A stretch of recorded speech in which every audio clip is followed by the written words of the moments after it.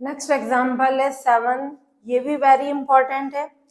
Find all bilinear transformation, real part of z greater than equal to 0 की image क्या है, mod of डब्ल्यू less than equal 1। पहले में क्या था, ओनली यहाँ इमेजनरी पार्ट था, है ना, यहाँ रियल पार्ट की पूरा कॉन्सेप्ट वही चलेगा। इसमें रियल पार्ट 0 आ रहा है यानी क्या हो जाएगी, imaginary axis. Clear, real part area x 0 है, ओनली वाई बच रहा है तो इमेजनरी एक्सिस की कंडीशन। तो सबसे पहले अपन ने लेट कर लें bilinear transformation W equals to AZ plus B upon CZ plus D, where इसमें से भी A कॉमन निकाल लो, C कॉमन निकाल लो, Z plus B upon A, Z plus D upon C, where bilinear के लिए AD minus BC not equals to 0 और अपन ने CB क्या लिया है, नॉट इक्वल्स टू 0, क्योंकि अगर C 0 होगा देन W कितना हो जाएगा, इनफाइनाइट। अब अपन ले लें इसमें बाइलिनियर ट्रांसफॉर्मेशन फर्स्ट के अंडर में,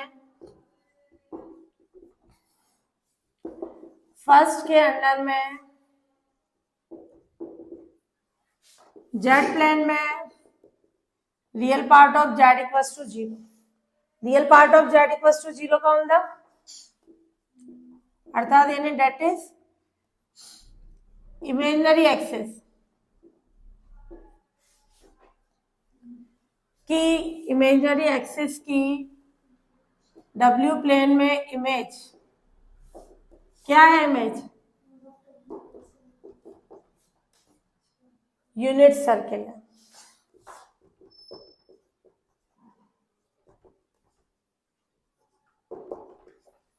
क्लियर, तो सर्किल मॉड ऑफ डब्ल्यू इक्वल्स टू 1 के रेस्पेक्ट में इनवर्स पॉइंट क्या ले लें,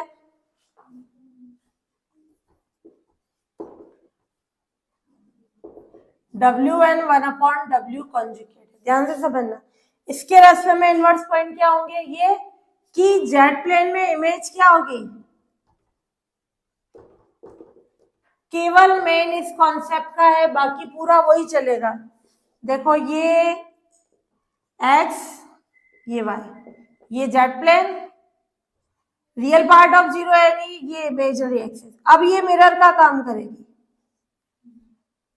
अगर मैंने कोई पॉइंट दिया अल्फा यहाँ पे, जैसे 2 + 3 है, यहाँ क्या होता है, सेकेंड क्वाड्रेंट में x नेगेटिव था, y पॉजिटिव था। इसको मैं इस फॉर्म में कैसे लिख सकती हूँ, माइनस अल्फा का कॉन्जुगेट। इसका कॉन्जुगेट कितना होगा, इसको माइनस से मल्टीप्लाई करें तभी तो आएगा। क्लियर, और चाहे यहां हो पॉइंट, जैसे ये हो अपना 2 - 3 आटा, इधर क्या होगा, वही माइनस अल्फा का कॉन्जुगेट आ रहा है।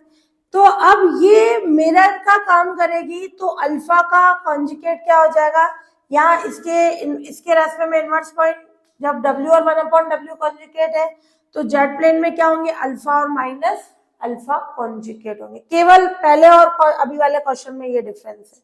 और ये यूनिट सर्कल, ये U, ये V, ये W प्लेन। तो जेड प्लेन में इमेजेस क्या होगी, क्रमशः पर्टिकुलर जेड की फॉर्म में जेड और माइनस जेड कॉन्जुगेट। समझ में आया, उसमें जेड कॉन्जुगेट था, इसमें माइनस आया क्योंकि ये मिरर का काम कर रहा है, तो इसकी इमेज ये क्या आएगी, माइनस की फॉर्म में। तो पर्टिकुलर कंडीशन हो गया है,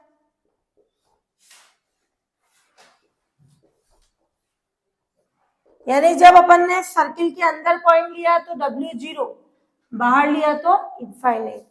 तो W equals to 0 and infinity की इमेजेस क्या होगी, क्रमशः alpha and minus alpha conjugate. पहले वाले में ये मिरर का काम कर रही थी तो अल्फा अल्फा कॉन्जुगेट आ रहा था, इसमें अल्फा और माइनस। तो अपने पास पर्टिकुलर दो पॉइंट्स हैं, W इक्वल्स टू 0 और इंफिनिटी। जब W 0 है तो Z इक्वल्स टू अल्फा। तो फर्स्ट में अपन ने W की जगह 0 और Z की जगह अल्फा रख दें, ये फॉर्म आ जाएगी।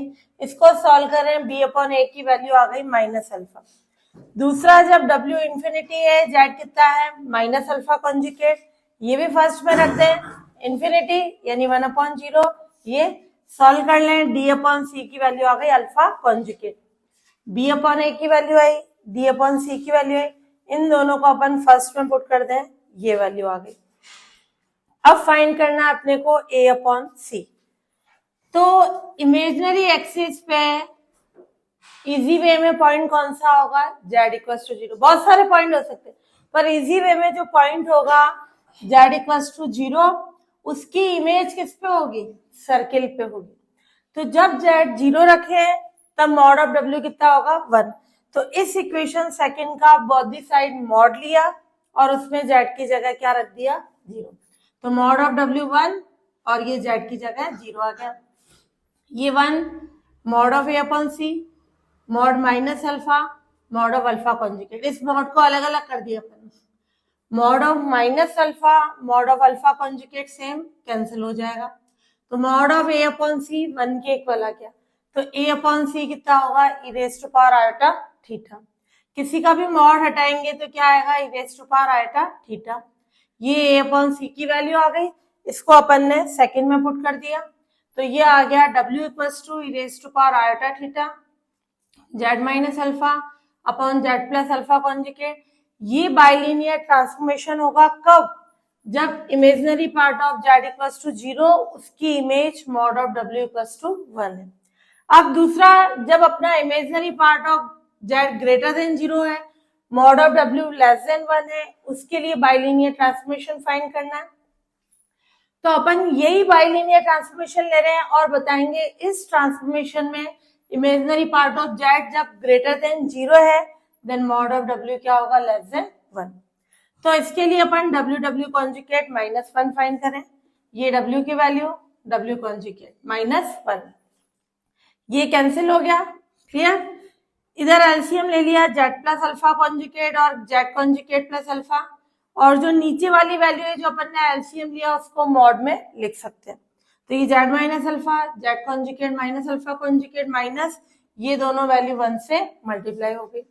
इसको ओपन कर लिया, Z conjugate cancel, alpha alpha conjugate cancel, फिर इन दोनों में से माइनस Z कॉमन आ गया, इन दोनों में से माइनस Z कॉन्जुगेट कॉमन आ गया, फिर इनमें से alpha plus alpha conjugate common, ये Z प्लस Z कॉन्जुगेट और नीचे वाला मॉड की फॉर्म में, और ये अपना है minus alpha plus alpha conjugate यानी 2 real part of alpha, Z plus Z conjugate यानी 2 रियल पार्ट ऑफ Z, और ये mod of Z plus alpha conjugate का स्क्वायर।